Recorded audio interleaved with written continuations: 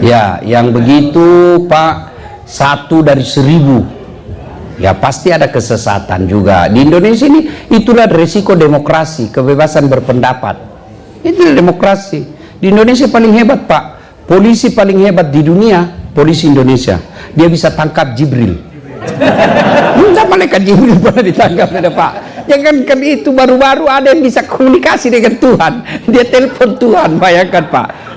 Dan ada juga pengikutnya. Ada pengikutnya, itulah hebatnya. Itu resiko dari kebebasan berpendapat Pak. Tapi ya sekali lagi Allah memberikan kita sensor namanya nurani. Bapak alhamdulillah lihat begitu gelisah. Nah, itu berarti Bapak masih punya sensor hati nurani. Barang salah ini. Saya sebagai muslim peduli terhadap Palestina. Bentuknya satu, sudah pasti saya doakan.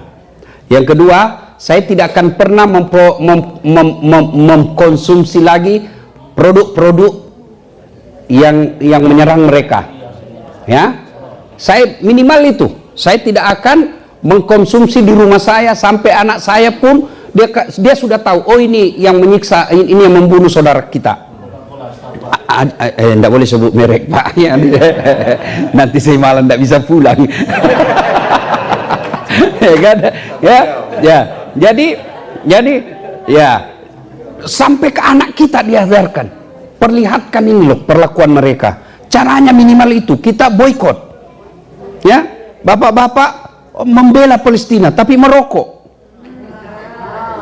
Rokok itu produk mereka. Minimal itu saya anjurkan. Yang ketiga, setelah itu saya kalau ada duit saya berderma. Tapi ke pos-pos yang resmi. Karena banyak juga sekarang yang memanfaatkan itu. Harus catat yang resmi. Yang resminya kalau di Indonesia saya sarankan apa? Palang Merah Indonesia. Sudah jelas itu. Nah, apalagi bentuk-bentuk kepedulian kita kepada mereka adalah ikut kalau ada acara-acara seperti itu ya. Nah, ada yang bilang, kenapa Ustaz tidak ke sana? Ngapain saya ke sana? Ke sana saya juga nanti mempersulit orang. Jihad. Kalau mau jihad, ya jihadnya tadi itu. Kita ke sana nanti malah menambah beban orang di sana. Ya, wallahu alam. Kemudian cara husu. Husu ini dulu yang kata Ustadz Samsi Ali, mindset. You understand mindset? Mindset. Itu dulu yang harus ibu pahami. Apa itu husu? Jangan pikir husu itu tidak ingat apa-apa.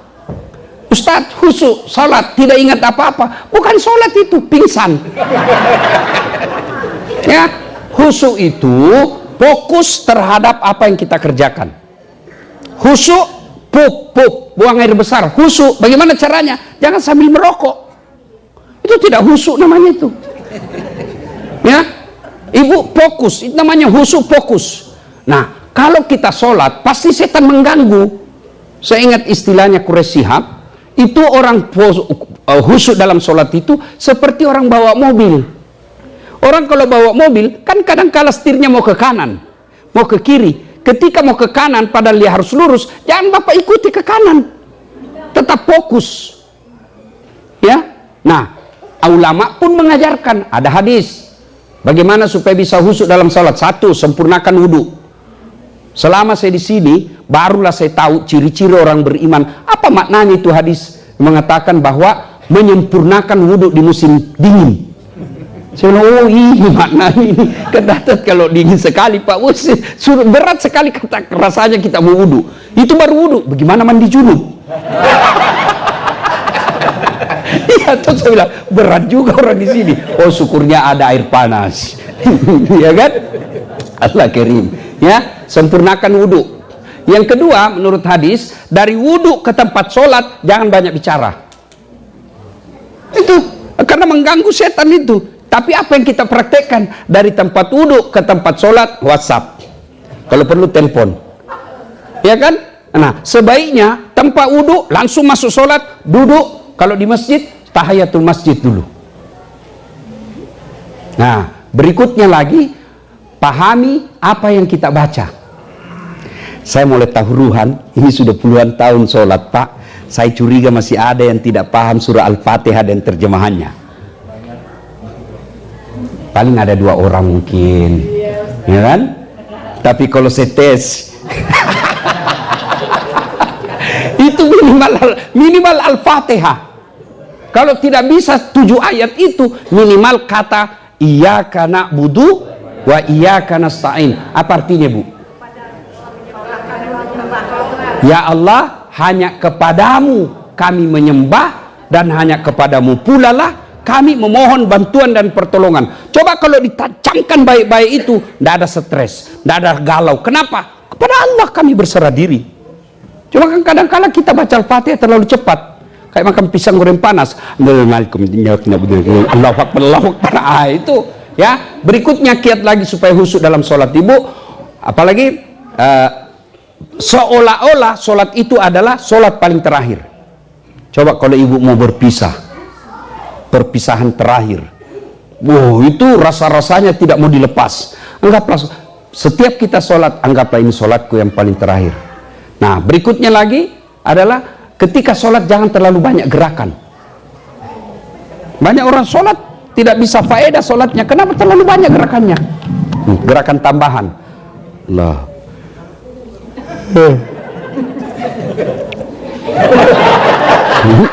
Ngupil dia sholat, Pak. Sudah ngupil di karela petang. Ya kan? Ada orang sholat kayak ditiup angin. Ada juga yang terlalu semangat. Ya bapak ketawa karena membayangkan diri sendiri kan. Nah, minimal itu ketika sholat jangan terlalu banyak gerak. Boleh, tapi menguranginya itu bagian daripada ikhtiar untuk meraih khusyuk. Ya. Nah, kemudian bapak usahakan laksanakan rukun-rukunnya sholat itu secara baik. Misalnya ruku yang baik itu kalau disimpan air ketika dia ruku, itu dia bisa enggak tumpah. Ya, di sini. Cuma kan kita kalau ruku belum lurus sudah naik. Ya kan? Saya tanya, kenapa cepat sekali? Kan saya sudah hafal, Ustaz. Kalau kau sudah hafal, bilang saja Allahu Akbar, bacaannya ya Allah sama kemarin, Assalamualaikum. Selesai kalau kau sudah hafal aja. Gitu. Tapi sholat itu ada rukun-rukunnya. Iya kan, Pak? Ya. Nah, itu beberapa kiat ya. Nah, yang paling penting minta pertolongan Allah Subhanahu wa taala ya. Nah, jangan pernah berpikir saya tidak mau sholat, tidak bisa khusyuk. Tidak. Mau khusyuk atau tidak, lakukan saja. Ya, saya juga tidak sependapat kalau ada ustadz yang katakan tidak diterima. Itu hak Allah. Lakukan saja, terima atau tidak urusan Allah Subhanahu wa taala. Idealnya memang sholat mencegah kita dari perbuatan keji dan mungkar. Idealnya kita harapkan seperti itu. Wallahu a'lam. Pertanyaan apa lagi tadi? Yoga. Banyak pendapat ulama. Saya salah satu pendapat yang tidak menyarankan, Ibu. Ya, oke. Ada juga yang membolehkan. Terserah Ibu mau pilih mana. Kalau saya itu kalau soal fikih, Bu ya, fikih itu namanya halal haram hukum Islam. Namanya fikih, ya. Saya kalau fikih, saya pendapat saya begini, fikih hukum.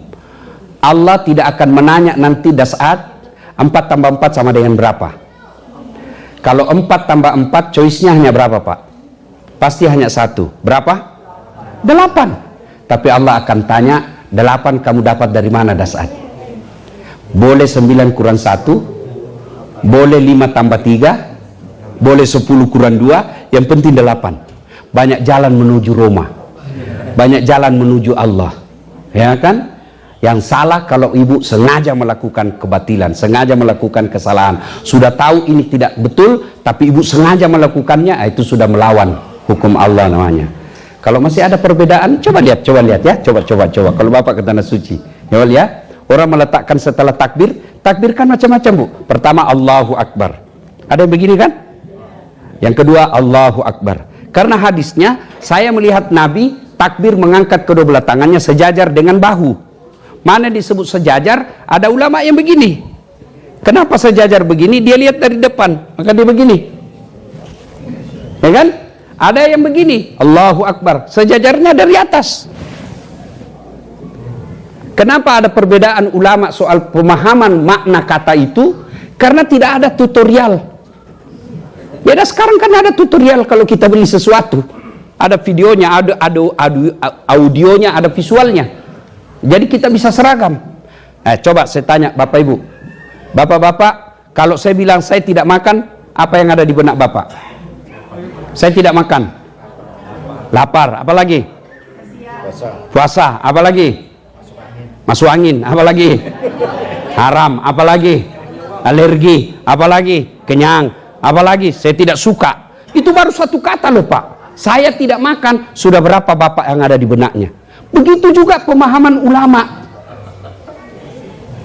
Mereka tidak melihat gambar, mereka tidak melihat foto, mereka tidak mendengar audionya. Maka terjadilah tafsir para ulama. Maka ketika ada yang menafsirkan ini, hargai. Yang jelek kalau Bapak menyalahkan pendapat orang. Sudah takbir, macam-macam lagi itu peletakan tangan. Allahu Akbar. Tangan pertama ada yang di atas dada. Ada Bapak lihat orang sholat begini kan? Ada lagi Allahu Akbar antara dada dengan pusat, dia begini. Ya kan? Ada lagi pas di atas pusat, Allahu Akbar. Ada lagi di atas, di bawahnya pusat, Allahu Akbar. Ada lagi Allahu Akbar begini, begini, silakan. Bapak mau begini silakan. Jangan orang Bapak begini, orang di sini begini, Bapak kasih. Salah pasti Bapak itu. Ya, mau begini silakan, mau begini juga silakan. Yang salah kalau Bapak pakai semua. Allahu Akbar. Ini golput. Jelas ya, Ibu ya. Saya menyarankan sebaiknya tidak usah ikut, karena ada nilai-nilai agama lain yang masuk. Ya, oke.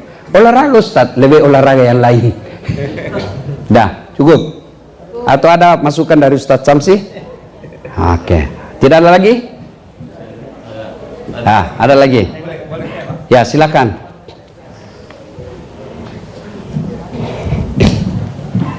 Assalamualaikum. Waalaikumsalam. Bagaimana?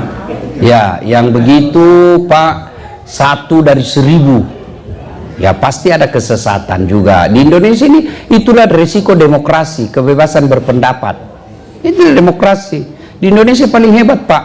Polisi paling hebat di dunia, polisi Indonesia. Dia bisa tangkap Jibril. Malaikat Jibril pernah ditangkap ada Pak. Jangankan itu, baru-baru ada yang bisa komunikasi dengan Tuhan. Dia telepon Tuhan, bayangkan Pak. Dan ada juga pengikutnya. Ada pengikutnya, itulah hebatnya. Itu resiko dari kebebasan berpendapat Pak. Tapi ya sekali lagi, Allah memberikan kita sensor namanya nurani.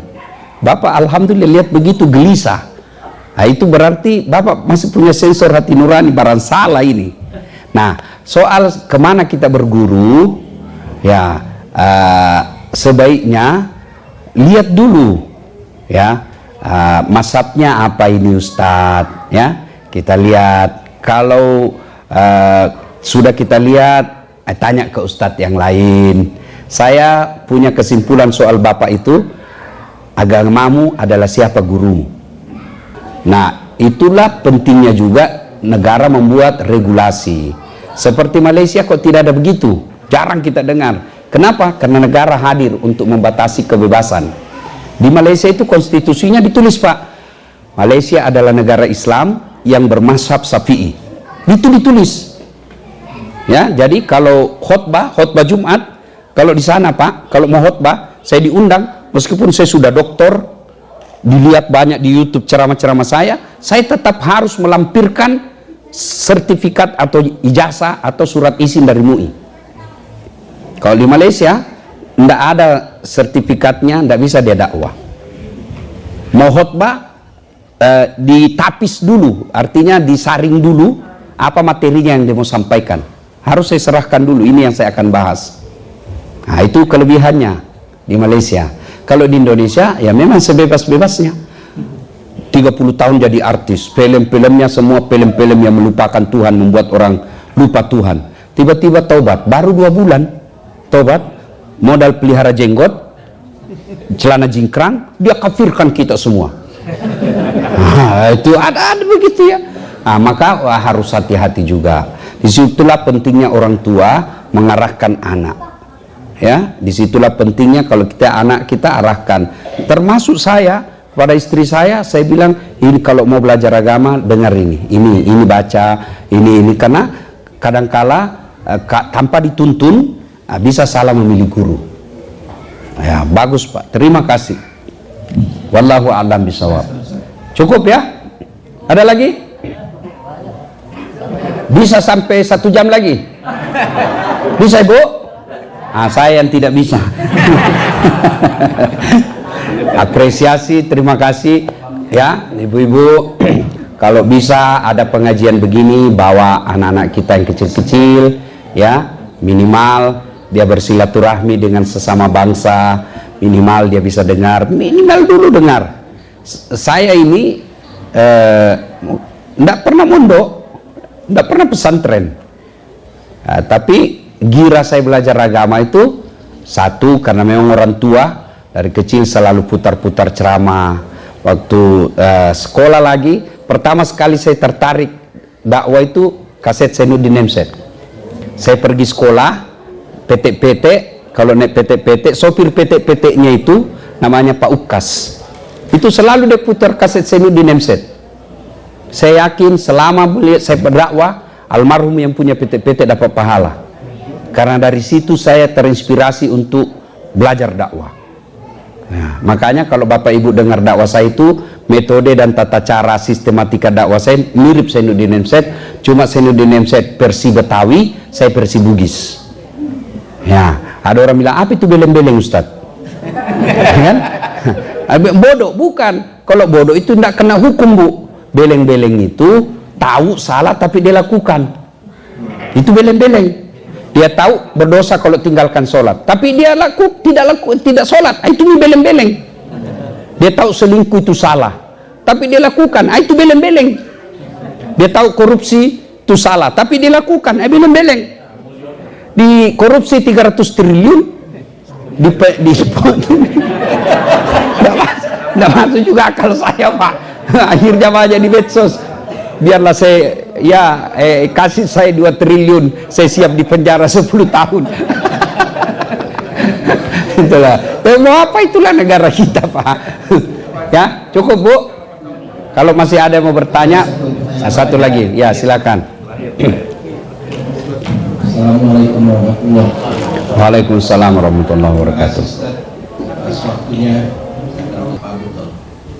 Ya, di masjid saya anak-anak yang sering azan, tapi bukan juga yang tidak jelek, bukan juga yang jelek suaranya, ya, yang bagus ya. Tujuan saya apa? Mendidik, memberikan peluang kepada generasi muda. Tetapi jangan juga 5 waktu, sekali-sekali boleh, untuk menjadi motivasi agar anak-anak kita ini diberi peluang cinta masjid, ya. Kepada panitia masjid juga jangan terlalu radikal dalam arti langsung merebut, ya. Saya juga tidak setuju kalau lagi azan direbut, itu bukan contoh yang baik. Kalau sudah azan anak-anak dianggap tidak baik, azan lagi yang dewasa. Kalau perlu umumkan itu tadi tes untuk anak kita, ini azan yang sesungguhnya. Tidak ada larangan, benar Pak Ustadz Samsi ya, tidak ada larangan, ya. Ada orang kadangkala tujuannya untuk pendidikan, ada tujuannya untuk memang seperti apa yang dikehendaki, ya. Kalau masjid saya Pak, saya kadang kasih anak-anak tapi yang bagus suaranya.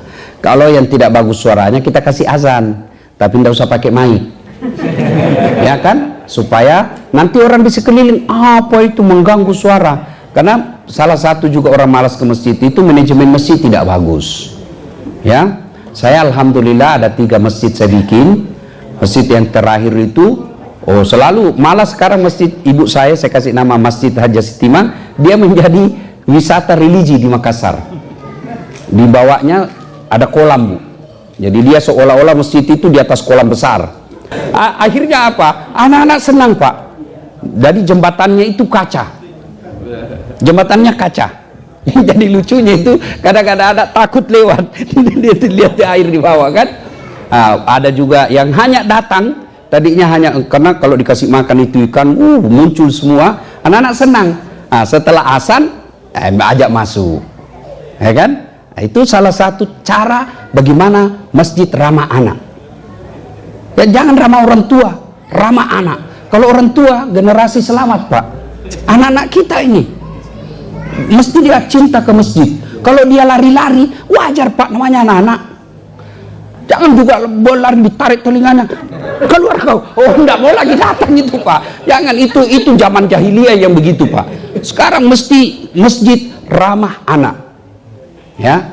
Nah, kemudian Bapak Ibu saudara-saudara sekalian, ini sekaligus singgungan buat kita semua, ya, tausiah buat kita semua untuk anak-anak kita, orang dewasa. Ini kan tadi kasusnya karena terlambat azan.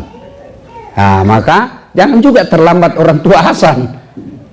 Kalau mau dua-dua bagus, orang anak-anak dikasih peluang azan, kemudian orang dewasa yang iqamah.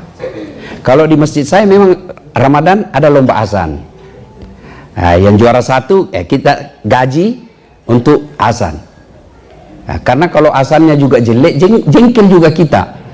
Sudah tua, penyakit asma, gigi juga tinggal beberapa.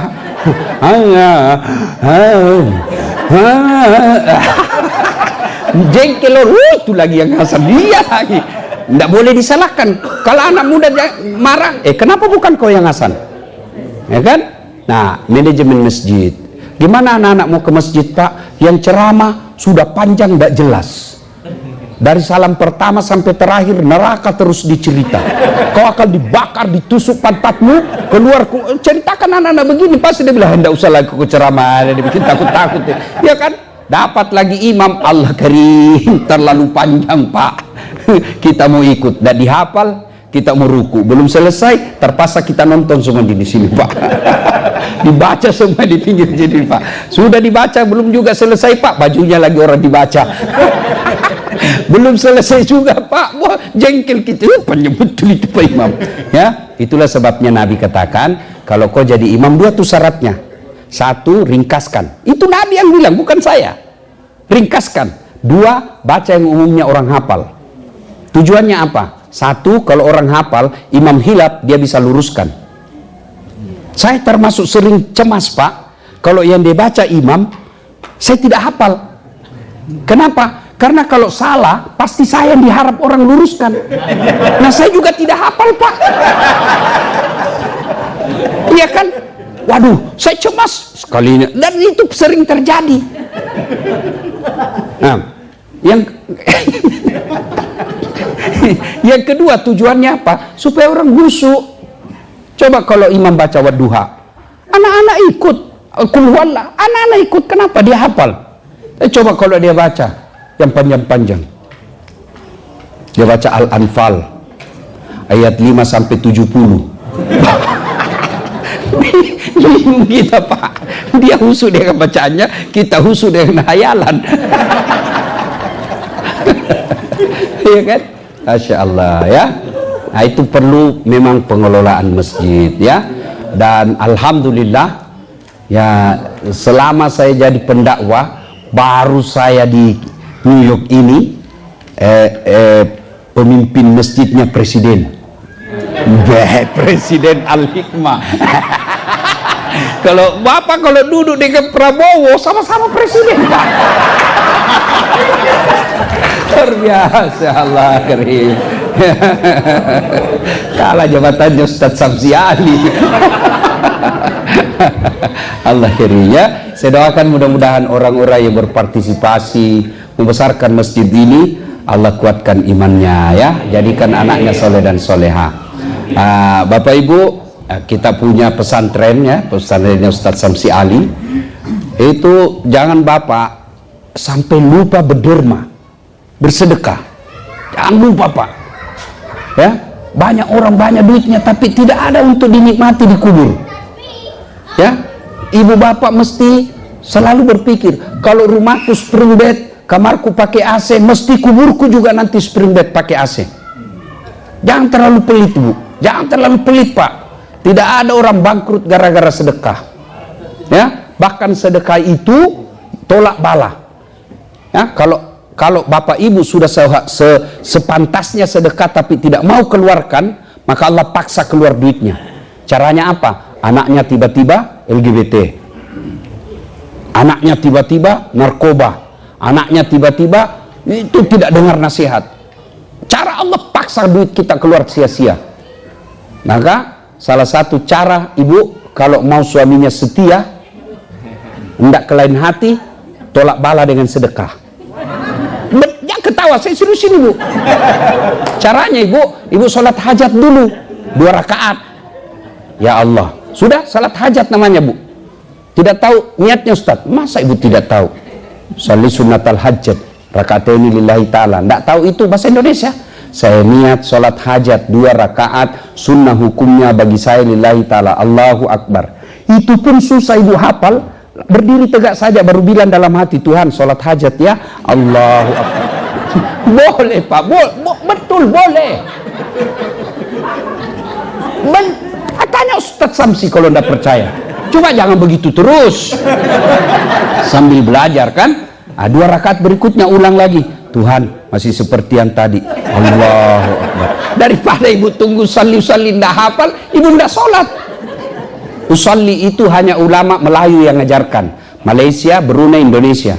Coba ibu bapak ke Tanah Suci. Lihat itu orang Arab kalau masuk masjid. Coba lihat itu. Jalan, berdiri, langsung takbir. Allahu Akbar. Kalau kita kan loading dulu.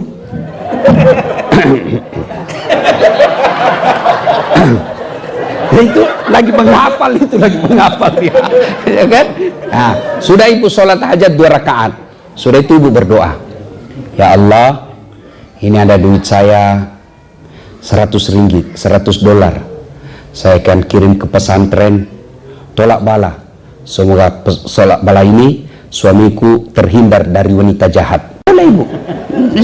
Waru Ustadz Samsi, berapa rekening pesantren? Ini ada tolak bala. Enggak sih. Yang jadi masalah kalau suaminya juga berdoa. Ya Allah, capek sudah lihat istri saya, ya Allah. Ngomel aja kerjanya, ya Allah. Ya Allah, ini ada duit saya, ya Allah, 100 dolar. Tolak bala, ya Allah. Bingunglah malaikat. Bu ya, sedekah ibu, sedekah ya. Apalagi usia-usia senja, mesti banyak bersedekah. Mesti banyak bersedekah. Bagaimana supaya bisa bersedekah dengan baik? Jangan selalu berpikir saya memberi. Ini Pak, tips sedekah. Jangan Bapak pikir saya memberi, tapi pikir saya menyimpan. Bapak senang enggak kalau banyak saldonya? Nah, itu saldo itu. Sedekah itu saldo. Makin banyak saldonya, makin kita senang. Maka saya titip di pesantrennya Ustadz Samsi. Mudah-mudahan saya akan nikmati nanti di akhirat, di kubur. Nah, itu caranya. Ini yang kita tinggal di dunia, Pak. Pasti ditinggal. Pasti. Begitu ibu bapak meninggal, ada yang dibawa mobil. Nggak mentang-mentang dia pakar teknologi. Titip dulu iPhone 16 di dalam kuburnya. Nggak. Coba kalau kita meninggal. Kain sama. Mulai paling kaya sampai paling miskin, kainnya sama. Bukan kain sutra. Kain apa? Kain kafan. Nggak ada kantongnya. Beda orang Nasrani pakai dasi, pakai jas. Kalau kita enggak. Itu menunjukkan. Coba lagi saya kasih lihat. Ya, ada duit misalnya ya. Nah, biasanya ada duit saya di kantong. Oh, tidak ada. Oh, tidak ada. Biasanya ada, biasanya. Nah, anggaplah ini 100 dolar. Anggap. Ya, boleh enggak? Saya dikasih begini. Nah, tapi ketika saya sholat, tidak boleh saya begini. Allahu Akbar. Tidak mungkin mentah-mentah ada duit 100 dolar. Allahu Akbar. Tidak. Kalau ada duit saya pegang. Allahu Akbar. Saya harus buka. Buang ini. Kenapa? Kamu ketemu dengan Allah. Kau akan tinggalkan semua ini. Maka kalau kita cari nafkah di sini jauh-jauh, jangan sampai ada yang kita tidak bawa untuk akhirat kita. Ya, caranya sedekah. Allah tidak lihat berapa banyak, yang Allah senang adalah rutinitasnya. Tiap Jumat Bapak punya sumbangan, tidak banyak, tapi tiap Jumat $20. Tiap Jumat $20. Almarhum bapak saya itu, saya ingat sekali, bertahun-tahun setiap maghrib pasti ada duitnya 100 perak untuk celengan di masjid. Bertahun-tahun tiap celengan gelisah dia kalau mau pergi sholat jamaah maghrib, tidak ada duit 100 rupiahnya. 100 rupiah saja. Apa itu 100 rupiah bagi Allah? Tidak ada nilainya. Tapi yang nilai Allah, ini orang mau berbuat baik. Ya, yang paling sial kalau kita tidak pernah bersedekah padahal Allah kasih banyak. Allah tidak suka itu hanya menumpuk-numpuk kekayaan, pamer-pamer lagu enggan, dan bayar sedekah, apalagi tidak bayar zakat. Ibu harus bayar zakat, zakat sedekah. Ah, ini penting nih zakat. Zakat itu rukun Islam. Ya, kalau ibu tidak keluarkan zakat, maka harta yang halal itu akan menjadi kotor. Kalau sudah kotor, dia akan menjadi istri pembangkang, anak melawan. Itu ciri-ciri harta yang sudah tidak berkah. Saya kasih contoh sederhana, ini penting zakat, saya tambah sedikit. Ini air halal, bisa saya minum ya? Halal. Nah, contoh. Halal kan? Anggaplah ini jeripaya Bapak Ibu kerja merantau ke Amerika. Ini halal. Bapak tidak menghalalkan segala cara. Halal, boleh diminum. Tapi setelah itu, karena saya tidak keluarkan zakat, yang 2,5%, 2,5%, tidak cukup 3. Nasrani 10% Pak. 2,5%. Lalu tidak dikeluarkan. Nah, Bapak, maaf, toilet. Tahu toilet Pak? Ambil toilet, kan toilet itu kan ada airnya, tidak usah yang ada kuningnya. Air aja, air bersih, sudah, tidak ada kuning di situ. Nah, celupkan tangan, ambil 1 tetes saja, tidak usah 1 sendok, 1 tetes, masukkan di sini. Kira-kira Bapak masih mau minum ini? Masih mau minum? Itulah makna kalau tidak dikeluarkan 20% mengotori semua harta yang halal. Karena kalau dia sudah kotor, maknanya tidak berkah. Kalau sudah tidak berkah, harta yang dia makan anak kita itu harta yang kotor, maka anak keras hati, susah dinasehati, disuruh menikah dengan muslim yang baik agamanya, dia pilih yang non muslim. Itu sudah tanda harta kita sudah tidak berkah. Istri kita lain, dia kata lain, dia mau lawan kita Pak. Apa artinya jadi laki-laki kepala rumah tangga kalau istri sudah melawan kita? Itu ciri. Ada di sini takut sama istri ya? Berhenti kok jadi laki-laki. Dia bilang mengamuk Ustaz. Kenapa kalau dia mengamuk? Dia pecahkan piring Ustaz, bantu pecahkan. Dia pecahkan televisi, alhamdulillah hemat listrik. TV, gelas, piring bisa dibeli lagi Pak. Harga diri sebagai suami tidak boleh diinjak-injak istri. Takbir. Itu lihat takbir, ya takut sama istrinya. Tanya sama Ustadz Samsi Ali, kami orang Sulawesi Selatan, Bugis, Makassar, tidak ada yang takut sama istrinya. Tidak ada Pak, cuma istri kami lebih berani. Nah, itu ciri-ciri harta yang sudah tidak berkah. Maka supaya berkah harta kita yang kita peroleh, keluarkan 2,5%. Bapak punya kendaraan 3, itu wajib dikeluarkan. Kalau dia berbisnis, kendaraan itu dipakai rental tiap tahun dikeluarkan. Ada syaratnya. Apa syaratnya? Cukup haul dan nisabnya. Haulnya 1 tahun, nisabnya 2,5%. Maknanya apa? Nisabnya 85 gram emas. 85 gram emas itu kalau uang Indonesia kurang lebih 85 juta. Kalau dolar 85 juta berapa itu ya? 3.000. Hah? Ya, anggaplah 3.500. Ya, 3.500. Bapak punya tabungan senilai 3.500 dan itu sudah mengendap 1 tahun, sudah wajib dikeluarkan 2,5%. Meskipun 100.000 tapi belum cukup 1 tahun, tidak wajib. Bapak punya 200.000, ternyata di bulan ke-10 dalam rekening penyakit, tabrakan apa segala kurang, akhirnya tidak cukup menjadi 3.500, tinggal lagi menjadi 2.000, tidak kena zakat. Ya, cukup 1 tahun, nilainya 85 gram emas. Ya, itu nilainya. Nah, punya rumah, tidak di sini, tapi di Indonesia, punya tanah, punya rumah, punya mobil, punya kebun, hitung semuanya, berapa totalnya, keluarkan 25%. Kalau dia hanya digunakan pribadi, rumah itu tidak dikontrak, mobil itu harta yang tidak berproduksi namanya, tidak berproduksi, maka sekali saja seumur harta itu. Tapi kalau dia berproduksi, emas misalnya, ibu punya emas, tiap hari, tiap tahun masuk pegadaian, ini kan jadi modal kerja, itu tiap tahun dipajaki. Tapi kalau cuma dipakai saja, tapi tidak mungkinlah bapak ibu pakai 1 kilo di dalam tubuh, nggak mungkin kan? Tapi disimpan di pegadaian, kemudian jadi modal kerja, tiap tahun dikeluarkan zakatnya. Ya, wallahu a'lam bisawab. Bu, ya, cukup? Cukup, alhamdulillah. Terima kasih. Mudah-mudahan kehadiran kita ada manfaat. Ya, masjid ini kita harus hidupkan terus.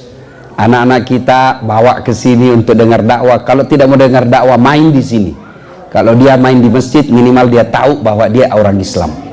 Ya, terima kasih guru saya Ustadz Samsi Ali, nyonya istri beliau yang menyediakan makan malam sepuasnya tadi. Ada songkolo, orang Bugis bilang mau songkolo, ketan. Ada coto versi New York. Ada juga makanan macam-macam tadi. Ada basang. Basang itu ternyata makanan Spanyol di sini. Ya, apa itu? Jagung yang dikasih gula. Orang Makassar bilang basang. Terima kasih, kita makan puas sepuas-puasnya tadi. Mudah-mudahan jadi pahala buat tuan rumah.